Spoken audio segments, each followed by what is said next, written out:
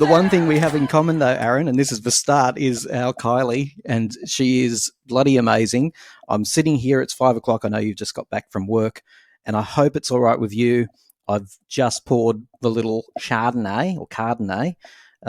So apologies if I'm feeling a little bit more uplifted than you after coming off the back of work. Won't be far behind you. Yeah, I hope so. Well, feel free. But you went to one of the Kylie shows, and I'm dying to find out what people thought of the Kylie show. You're a long-term Kylie fan. I've read all your lots of your posts on Facebook, and I've seen your name around. This is the first time we've met, so it is. Nice to meet you, Aaron. You too. But how was that show in Sydney for you? Tell us all about it. I really loved it. Yeah. I haven't seen Kylie for a very long time. In fact, the last time I saw Kylie was at the very front row in the very middle of the Capitol Theatre for the Impossible Princess tour. So we're talking okay, a long time ago. Screeching stop. Aaron, why has it taken you so long to get back and see Kylie since Intimate and Live? Really? I don't really know.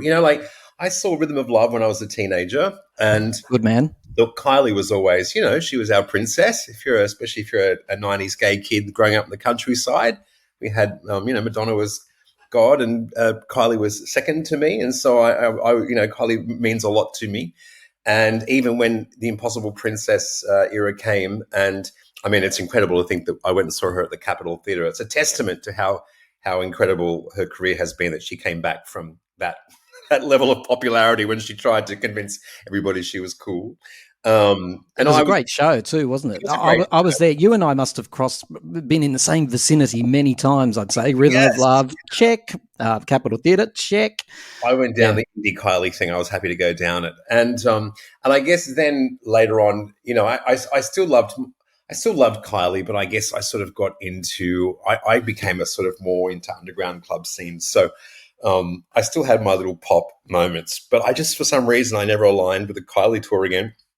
And this time I was just feeling a bit nostalgic, and I quite liked the new albums. I wasn't a huge fan of a couple of them recently, I suppose. Which one? So Disco wasn't up your alley? I didn't like the country one, but not many people did. But everyone seemed to love disco, and weirdly enough, it wasn't really up my alley. I'm not a huge classic disco vibe fan, so I was hoping it was going to be... you're starting to give us a flavour already. If you're underground, it makes sense to me that the sweetness of disco might not have been quite to your liking. No, it was just a little too saccharine for me.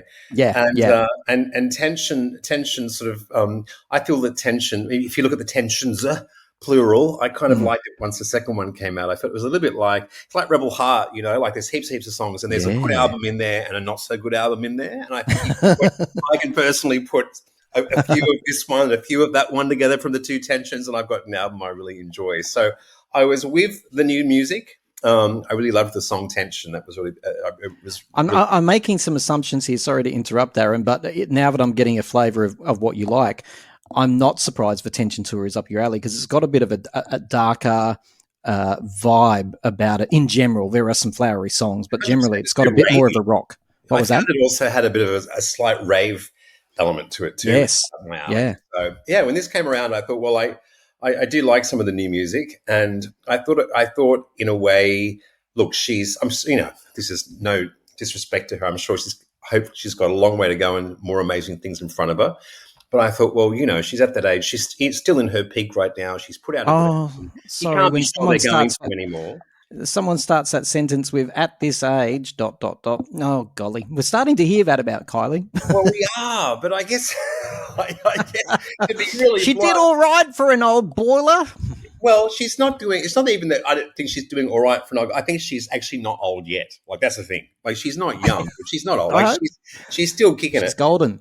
Yeah, she's golden. So I thought, well, this is probably a good time to go and see her, and in some ways, just sort of like pay my respects to. Aaron, she was in my life. You know what I mean? Oh, choose your words. You came to see Kylie at the Tension tour so you could pay your respects.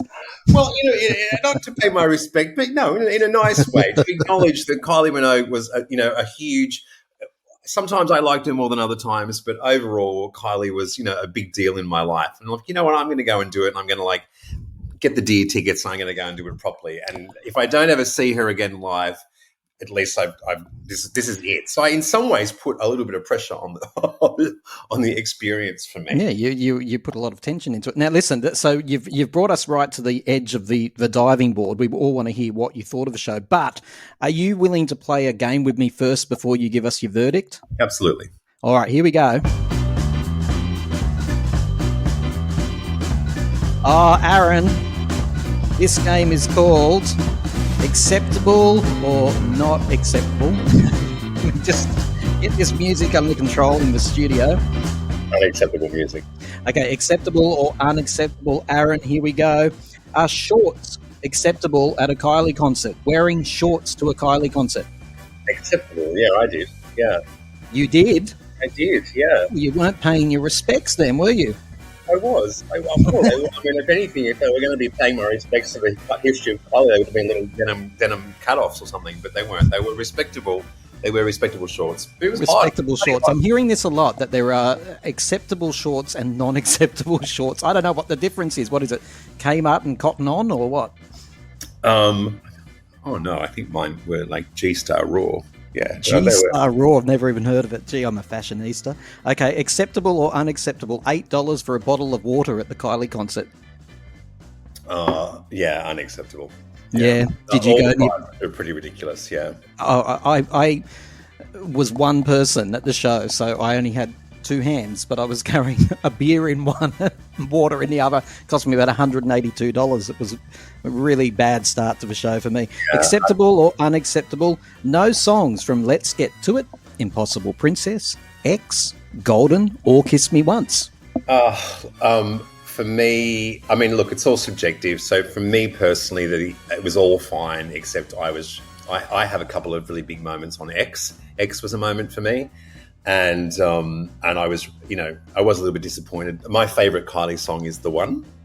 Ooh, a lot of people are saying that. Yeah. Yeah, it's definitely. I like, there's different Kylies, and for me, I like that kind of dreamy synth wave kind of pop Kylie. And so when she gets the synth pads going in there, there's sort of a slightly more sort of melancholic, sweet melodies. And so I love The One. But I mean, look, everybody has their things that they want. But Tension had a harder vibe. I think The One would have fit in if they'd chosen to put it in. Okay, acceptable or not acceptable? No Danny Minogue popping up on stage anywhere in Australia, including the Melbourne show, which she did come to watch. I can see how people would think that's unacceptable, but for me personally, I wouldn't really care. Not that big a Danny fan? No, look, I had my Danny moment. I think I've got the city single of Success and Love and Kisses. Very long time ago. Oh my God, your musical tastes are all over the place. Yeah, well, I had my 14-year-old smash hits phase, and I think Danny was probably in that phase. Yeah, I love that. Have you still got it? Do you? Yeah, I've got all my CDs. I've got like a whole cupboard full of like all my CDs. Yeah, I used to pocket my pocket money, my lunch money, and go to the record shop and buy CD singles and cash singles. We're all so predictable. We all tell the same story. I used to do the same thing. I used to get my pocket money. I think I got maybe $5 a week or so, but two of that, or maybe $1.50 at the beginning, went to smash hits for a start. Anyway, But there you go. Final one, acceptable or not acceptable? Jazzy P to appear at the London show. Oh, acceptable. And if you don't know who Jazzy P is, that's fine. I know who Jazzy P is. Yeah, totally acceptable. Yeah. Would you? I think it would be quite the moment. I absolutely do too. Yeah. I mean, she did okay. She did okay without it, but I think that's great. I'm going to get sexy, y'all. I love Jazzy P. I've had Jazzy P on the show. She is a beautiful person, by the way. Yeah. No, I think she's very cool. I think that'll be a great show to see. So, Aaron, you've went to Intermittent Live, then you decided, for nostalgia, to go to Tension. Give us your verdict. What did you make of the show? I really loved it. Yeah, I had a really great time. It was pretty much all in all what I thought I would get. She gave us some Tension songs, but didn't drown us in them, which I know probably annoyed some of the more hardcore fans that I've talked to, and I think on your comments. There was only one from Tension too, and that's one of my favourite albums. Right? Yeah. Look, I wasn't. I got my bit. I really love Hold On To Now, so I got that from the Tension era. Yeah, and we got Attention. I think Tension is a really great song. So Isn't it there was a bit. There was a bit there. I didn't need too much of it, and we got a nice splattering of old stuff. She seemed to be sticking fairly, I guess, for me, because I haven't been for such a long time, and I was being nostalgic. It actually worked for me because I think she was. It felt a little bit like the Madonna Celebration thing, where they stopped re-envisioning and reimagining, and it just felt very much to the original. Yeah. And I kind of liked that. It was so original that actually when I uploaded my video of Better W Know, it actually picked it up as the recording of Better W Know. Really? Oh, wow. It shows you how close it is. That's phenomenal. Yeah. So I was down with that because I was there. I wasn't really there for artistic interpretation of them. I just was like, just give me the memories. I usually despise that person. I'm someone who usually goes to those concerts and is like, finds that disrespectful to artists who are still making new music to become a legacy act. So I understand that's a bit cringy to some people, but for me, that it was all there. It really nodded to probably, if I'm really going back to when my glory moment was of my teens with Kylie, she really seemed to nod to Rhythm of Love. Yes, which is probably why I loved it so much. I think Rhythm of Love is still my favorite album. It was just a moment, wasn't it? And that was really when she crossed over from chirpy mainstream pop to like where she became I think that's where she became a gay icon really as well, wasn't it? Like, what do I have to do, film clip? I know that frame by frame. You know what I mean? Oh, isn't it amazing? And the behind the scenes footage as well. I wish they'd release a bit more behind the scenes, Danny in the background and all that. And for the 80% of listeners who have come on board either in 2001 or Padam era, the Rhythm of Love era, you missed out because that was taking this beautiful young lady who became super horny and super attitude. Yeah. Go back and look at some of the interviews and just super sexy. And just build up gay style or something. What can you do with her? Yeah. It was an amazing era to live through. I wouldn't say I was shocked, but I was definitely like she used to say at the time. My fans are growing up with me, and I was really pleased to see her giving a bit of attitude back to the interviewers in a very professional way. But she was flicking her hair and going, "Well, I don't know what to say." She just had the attitude at the time, and she did. That's when I got really on board. I had Kylie records before then, but Rhythm of Love was really when I became like a hardcore Kylie fanatic. And the show we didn't get Step Back in Time, but we got the three big ones. And hearing What Do I Have to Do live was really great. That's my favorite old Kylie song. So I was and apparently it wasn't in all the shows. So I almost fell down the stairs. I was sitting on an aisle, standing at an aisle, and almost fell down the stairs when she because it was the original version and everything. Yeah. So I was like having a heart attack. Yeah. Hey, Aaron, this might be the time for you to go and grab a drink if you feel like it. You can have a little bit a lay back. I want you to hear Seasonal Adventures. That's his name on YouTube. This is what he had to say, a couple of minutes from Seasonal Adventures about his review of the Perth show, which was, for those of you in the know, show number 1. And last but not least, the staging. Yes, that even before I started to read the plethora of comments, the staging did look a bit bare, a bit empty, like there's a lot of open space. It harked back to me sort of flashbacks of the Kiss Me Once tour. Even then it did have those bars. It looked like those climbing bars, like horizontal and vertical sort of bars in the staging, which again look basic but kind of functional as well. But those that have wanted to see what it looks like from media press photos or fan photos and TikTok and so forth, some clips on YouTube from people's phones. The staging is really open and bare. Like there's just one big screen or screens along the back wall. The staging looked like it's only elevated by 3 or 4 steps and nothing else. There was at the beginning, she did add kind of like, how would you put it, like stepped, how would you put it? I don't know how to describe it. It looks like steps that you can move around, like Lego pieces. Just 3 or 4 of those just for like aesthetic effect, but nothing that she was walking on or the stances we're using. So other than that, and using lasers, of course, that's fine. Laser lighting, smoke machines, and different, obviously, lighting. Yeah, it's kind of open and bare. Also, the number of dancers that she had, which is fine. There's only 25 dancers on stage. But,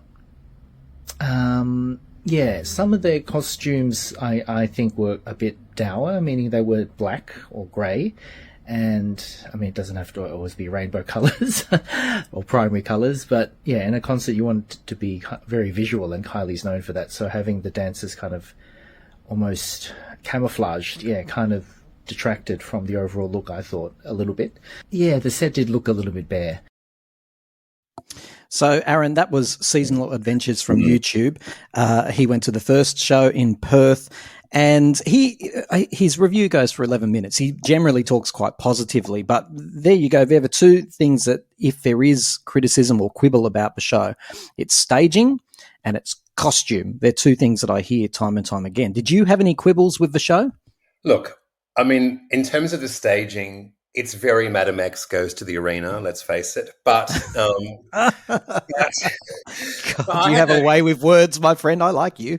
I had no issue with it. I mean, I thought it was cool. Again, I think for me, because I'm an old club head, it felt very rave. I loved the use of lasers. It felt really like, it was sort of like 1995 on steroids sort of Totally. vibe.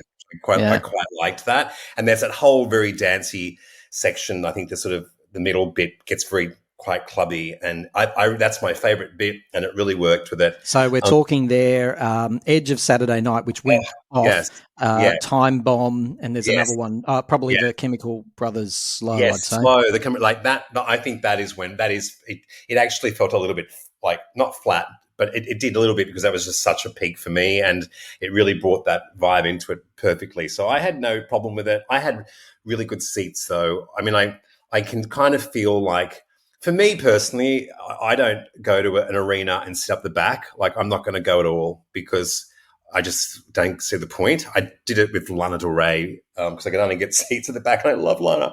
And it was just a cold experience. I swore I would never do it again.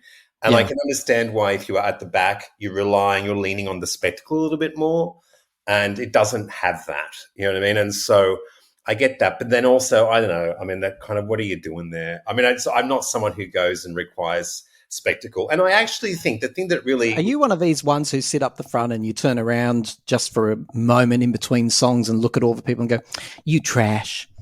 Yeah, come on. It's just an extra... I mean, you can't look down at the poor folk. Some people can't afford to be down there, Aaron, with all your riches. And I also, I've said this, and I do think this is true as well. I would have poured water all over your head, except it would have cost me about $6 to do so. They weren't cheap. And I do understand that. I think there's an expectation. This is nothing to do with Kylie. As someone who works in marketing, this is not her. This is the team around her and the label and everybody else. If you're going to charge that much for tickets, I do think you are creating an expectation in the audience these days that you're going to get something, you're going to get bang for that buck. And how much were your tickets? Rave, do you know what I mean? And so I get why some people would be like, well, there's not much. That's an interesting point. I've never thought of that. That if you're going to charge that much, you are setting a benchmark. How much did you pay for your premium seats? I paid $509, I think it was. $509, what each? Yeah. What for? Sorry, where were you sitting? We were like row 2 at the end of the catwalk. Jesus! So what is that called? VIP seats? Because I noticed it was VIP. I don't know if it was the Padam or it was the 10. Like, it was had some corny name, but yeah. Wow, you paid $500 for your. Yeah, wow. We got a little travel pack. You got like a little diary. Listen to this dude, people. Listen to Aaron looking around at the rest of us going, you trash. I got a lanyard just so everybody knew I was a VIP. Yeah. That was you. I noticed a few people walking around in the stadium with lanyards, and I thought, I wonder where you get those from. Yeah. They were the elite. Lucky I didn't know. They would have been sorry. So I feel like I, at the front, got the intimacy of it, though. And I think what really left me, what I have to say about it is that, like, it really did focus on her as a performer. And to her credit, Kylie actually is a performer. She doesn't have the depth or artistry of some of the other sort of... Oh, no. Aaron, you're hurting my heart. She's a great performer. Like, she really held her own on that stage. So because I was close enough to be sort of in her presence, I guess, I really didn't feel the absence of the staging. But if you're at the back, you're not really getting that same sense of I'm laughing because you're so elitist, aren't you? Oh my God. Hey, Aaron, do you want to hear a bit from the show you went to? You went to show 3 of 3 in Sydney, I think that's correct, right? On the Monday night. Here's a little bit. Have another sip of your elitist wine. Because I did one night. That was beautiful. I woke up with a crush. We never got to touch. One night was not enough.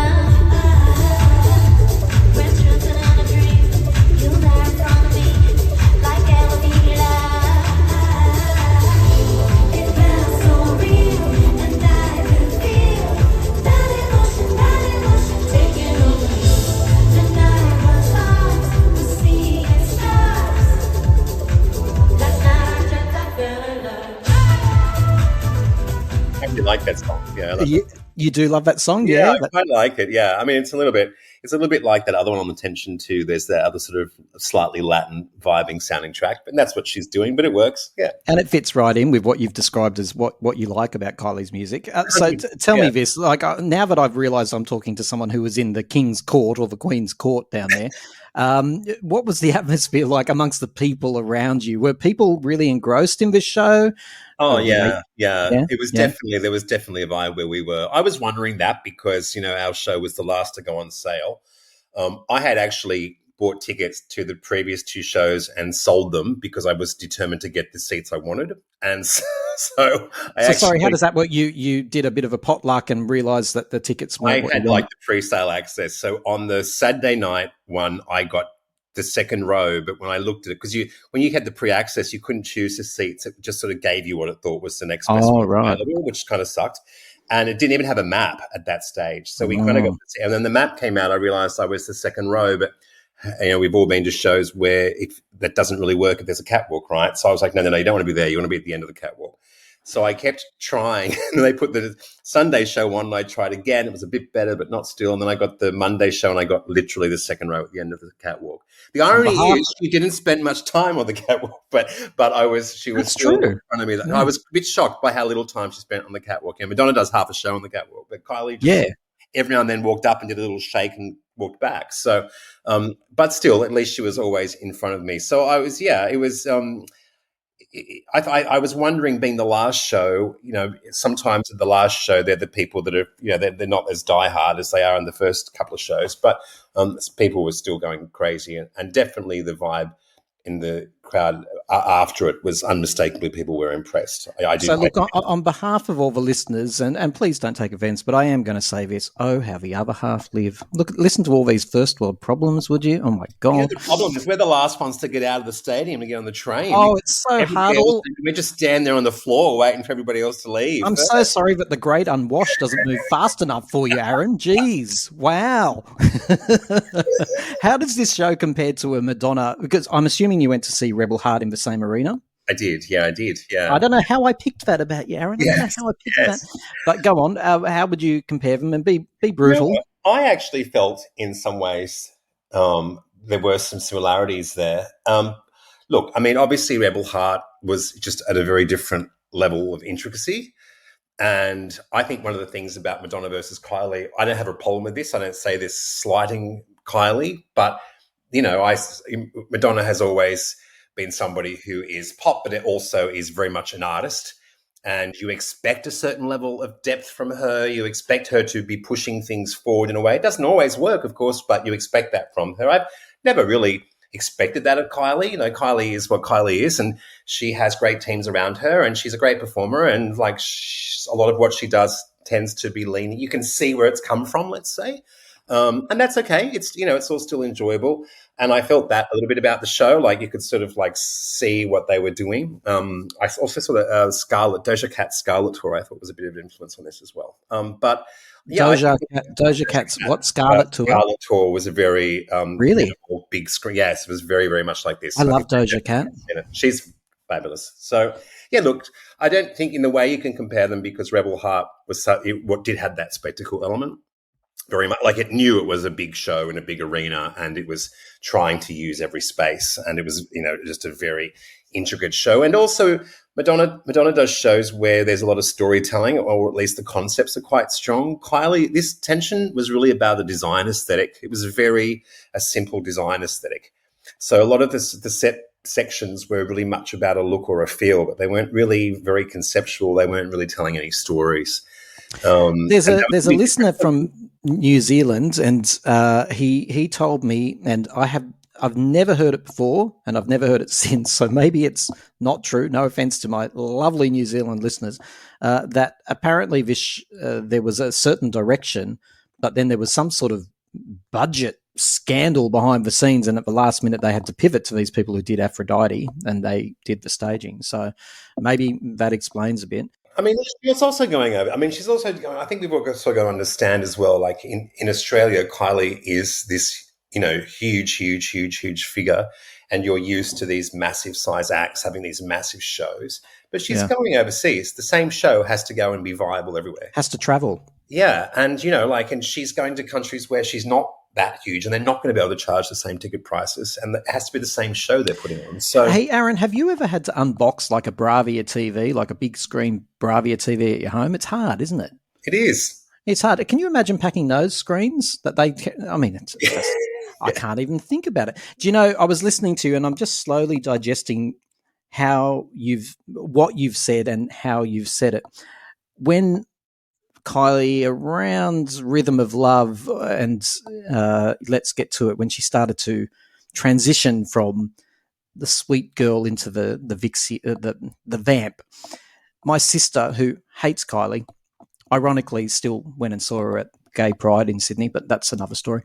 She used to say very spitefully to me, yeah, but anyone could look that good. Anyone could look that good with a great team around her. I mean, she's got all the best. She's got all the makeup artists, and people do her hair. You think you're getting, but she does nothing.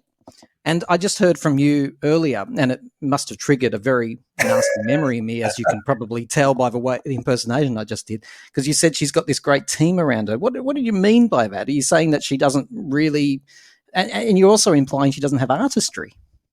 Yeah, I don't really think that she does, to be honest with you. I don't think she's creating that sort of a pop product. And I think there's always been something it always has been a slightly more superficial kind of product in some ways. It looks great, it sounds great, it's uber cool. But it is kind of pop. Like there's never been a great depth to it. I don't think she's going after that depth. Madonna thinks she's changing the world, right? And sometimes she did. But Kylie's not that kind of an artist. And the issue with those sorts of an artist, she can sing. She had a great voice. She's a great performer. But I do think that Kylie is, she has always been part of of teams. And sometimes the problem with those pop artists, pop products, is that as their career goes down post their peak, it really comes down to economic decisions about who the label is giving them. And so you're not getting access to the best teams anymore. I mean, Billie Eilish will have the best stylists. Like, they don't decide who their stylists are. The label will give them to them. So they will get the very best. And as you start being post-peak, you're getting less and less access to the best sometimes. And so sometimes it's hard to keep going. And I think what she's had, and I did start to see that, I got to say, around the golden era. And I think at the moment what happened was she had this Padam moment. And what's great about it is the label's gone, oh, she actually can make some money, and she's having this viral moment, and it seems to be getting young people into her. Let's throw some money at her. And so it's great at this point of your career. You're lucky to have a bit where they throw money at her. Now, of course, if it doesn't work and Padam is just this thing, they won't throw the same amount of money at her in the future, which is partly why I went to the show. I'm like, well, she's having a moment. They're throwing money at her. Let's go. Because you don't always get that.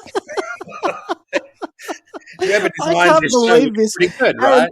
All the people who write to me and say, Tim, you're too controversial, I hate you. Well, I'm going to give you Aaron's email address. You can I'm passing the baton on to you. You are extremely controversial. Where's the lie? That's how it works. Yeah.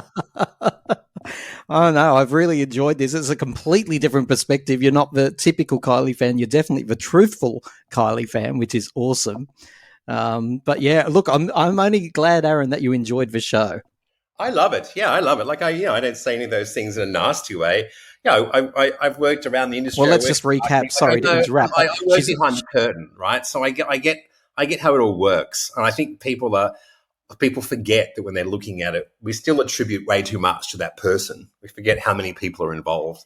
And I would tend to agree with you. Control over, truth be told, you know what I mean? And so, no, I don't say that disrespectfully. I just get that that's the reality of the industry. Yeah, but I would counter. Like, typically, I would agree with you, except for the longevity. You can't say that she's just been accidentally a successful product with a team around her who know how to direct her and like a horse leading her to the water every step of the way. If that was 2 years, 3 years, 4 years, maybe a little pop starlet, for example, I think you're underestimating the artistry that she offers. I think she knows exactly who she is. I think you've got to be talented. Like sometimes in the industry, you get people with zero talent who it really is, they're just trying to take someone, maybe they're just really hot. And they like just, who? These teams trying to make something out of nothing. Oh God, let me think. Who would be? I mean, I actually think that at the moment, like even Sabrina Carpenter, who probably is, is talented, but I think Sabrina Carpenter, when she tried to be her, but like, no, she's hot. Let's like throw all this money at her. And they've kind of created her into this really bubbly thing that I have no time. I feel is really just so inauthentic. I find her completely disengaging.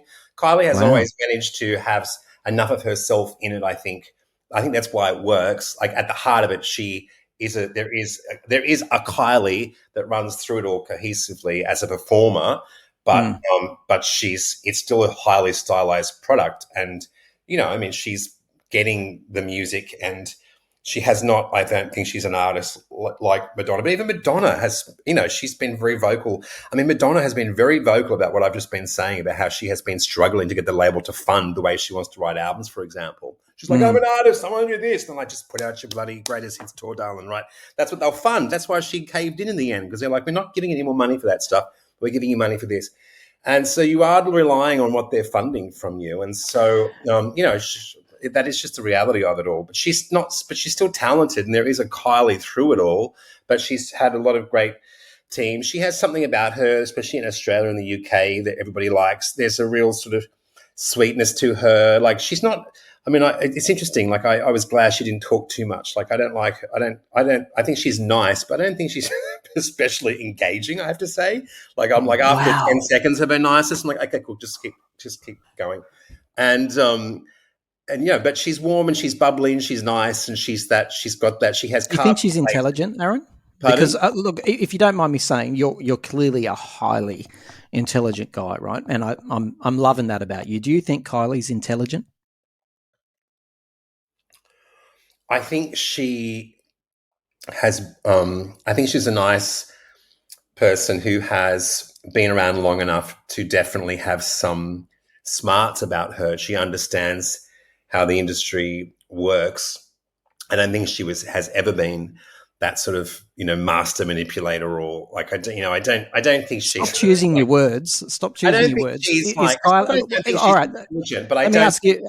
I'm going to ask you differently. I'll put it to you this way. I don't think her intelligence is a driving factor in her career. If you sat with Kylie one-on-one, having a nice I'm not saying she's dumb. a nice tension cocktail, could you have a conversation about politics with Kylie, do you think? I don't know.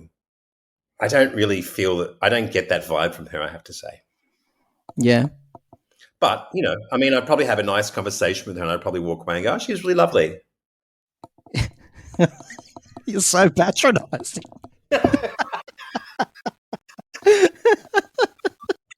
She was a nice girl. Go on. No, it's like, no, I think she's nice. There are some artists that you could listen to, and they have a really interesting perspective and they really want to give it. I don't think that's the thing. I don't think Kylie's pretending to be. I don't think she's interested in giving us that. She's never given us really anything much in terms of that. Like she doesn't have a perspective. There's not a remotely intellectual perspective that's ever been a part of Kylie. And Kylie has gone on for a long time. Even when she was being cool indie Kylie, there was no social or cultural context. She was just like, I don't like pop music anymore, man. Like, that was it. I'm not doing what I should be so lucky anymore, man. And then she did, and it's sort of like, There's never been anything much deeper to it. But that's the thing. I don't think you go to a Kylie concert, you buy a Kylie record for that. There's other artists that will give you that, and Kylie doesn't do that. Yeah. Wow. Okay. Whew. Aaron, I love your perspective on life. Thank you. I love that. I'm gonna let that digest. Aaron's had a conversation with Kylie. He's walking away. She's still sitting there thinking, I liked Aaron. And Aaron's thinking, yeah, she was nice. Nice girl. Great stylist. Yeah. Got a good team around her. Yeah. Love what they did with her hair today. No, this has been delightful. Thank you for talking to me, Aaron. Honestly, this has been lovely. I might not share your details because I have a feeling the listenership of this show might be out to get you, so you can make that choice. No. Thank you. It's been a pleasure. What do they say in Kath and Kim? Cruel but fair. Yeah. Where's the lie? Yeah. Mufasa! Aaron, Pierre, that's Mufasa!